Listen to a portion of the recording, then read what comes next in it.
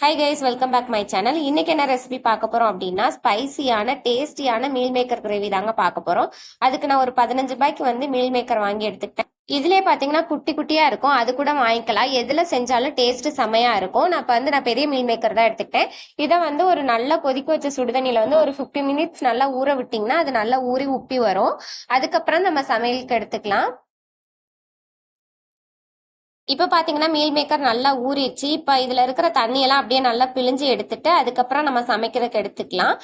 இல்லைன்னா இந்த மாதிரி ஒரு மாதிரி தனித்தனியாக வந்துச்சுன்னா ஒரு மாதிரி சொத சொதன்னு நல்லா இருக்காது, டேஸ்ட் நல்லா இருக்கு. அதனால உங்களால் எவ்வளோ முடியுமோ அவ்வளோ பிழிஞ்சு எடுத்தீங்கன்னா தண்ணி ஃபுல்லாக வெளியில் வந்துடும். இதுக்கு வந்து நான் ஒரு 2 பெரிய வெங்காயம் கட் பண்ணி எடுத்துக்கிட்டேன், ஒரு சின்ன சைஸ் தக்காளி கட் பண்ணி எடுத்துக்கிட்டேங்க. அதுக்கப்புறம் மீல் மேக்கர் எடுத்துக்கிட்டேன். இதில் வந்து சின்ன வெங்காயம் கூட சேர்க்கலாம், ஆனால் நான் இன்னைக்கு பெரிய வெங்காயம் தான் சேர்த்துக்கிட்டேன். இப்போ ஒரு பேன்ல நல்லா ஹீட் பண்ணிட்டு எண்ணெய் விட்டு எண்ணெய் நல்லா காஞ்சதும் கொஞ்சமா பட்டை, அதுக்கப்புறம் ஒரே ஒரு கிராம்பு, அதுக்கப்புறம் ஒரு ஸ்டார் பாசி போட்டு இதை நல்லா பொரிய விட்டுறலாம். அதுக்கப்புறம் காரத்துக்கு 4-5 வரமிளகா பிச்சு போட்டுக்கலாங்க. இது எல்லாமே நல்லா கருக வருகணும். இது கூட வந்து ஒரு ஸ்பூன் சோம்பு சேர்த்துக்கலாம். இது சோம்பு பொரிஞ்சதுக்கு அப்புறம் நம்ம கட் பண்ணி வச்சிருந்த வெங்காயத்தை போட்டு கலர் மாறுற வரை வதக்கிக்கலாங்க. இது பார்த்தீங்கன்னா சைடிஷ்க்கு வந்து சாதத்துக்கும் எடுத்துக்கலாம், இல்லைன்னா சப்பாத்தி தோசைக்கு கூட இது டேஸ்ட் செமையா இருக்கும். ஒரு டைம் ட்ரை பண்ணி பாருங்க. இப்ப பாருங்க நல்லா வெங்காயம் வதங்கிடுச்சு. இந்த ஸ்டேஜ்ல நம்ம கட் பண்ணி வச்ச தக்காளி கருவேப்பிலை சேர்த்து தக்காளி வதங்குறதுக்கு லைட்டா உப்பு சேர்த்து தக்காளி நல்லா மசிய வதங்கிக்கலாங்க. தக்காளி வதங்குறதுல தான் டேஸ்ட் நல்லா இருக்கும். நீங்க வந்து பெரிய சைஸ் தக்காளினா 1 எடுத்துக்கோங்க, மீடியம் சைஸ்னா 2 எடுத்துக்கோங்க. அதுக்கு மேல போடாதீங்க, புளிக்கும். இப்ப பாருங்க தக்காளி நல்லா மசிய வந்துருச்சு. இப்ப நம்ம மசாலா சேர்த்துக்கலாம். நான் வந்து ஒரு 1/2 ஸ்பூன் மஞ்சத்தூள், அதுக்கப்புறம் 2 ஸ்பூன் வந்து மிளகாத்தூள் சேர்த்துக்கிறேன். சாம்பார் பொடி தான் எங்க வீட்டுல, அதுதான் நான் சேர்த்துக்கிட்டேன்.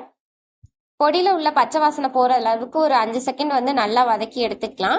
இதுக்கப்புறம் நம்ம ஊற வச்சு பிழிஞ்சு வச்சு இந்த மீல் மேக்கரை எடுத்து இது கொட்டி நல்லா கிளறி விட்டுறலாங்க. மசாலா எல்லா சைடு படுற அளவுக்கு நல்லா கிளறி விட்டுக்கலாம். உங்களுக்கு தேவைன்னா கரம் மசாலா சேர்த்துக்கலாம், நான் கரம் மசாலா ஸ்கிப் பண்ணிட்டேங்க. இப்போ இதை நல்லா கலந்து விட்டுட்டு கொஞ்சமாக தண்ணி ஆட் பண்ணி இதை நல்லா வேக விட்டுக்கலாங்க. உங்களுக்கு கிரேவி நிறைய வேணும்னா நிறைய தண்ணி ஊற்றிக்கோங்க, இல்லைன்னா கம்மியாக ஊற்றிக்கோங்க.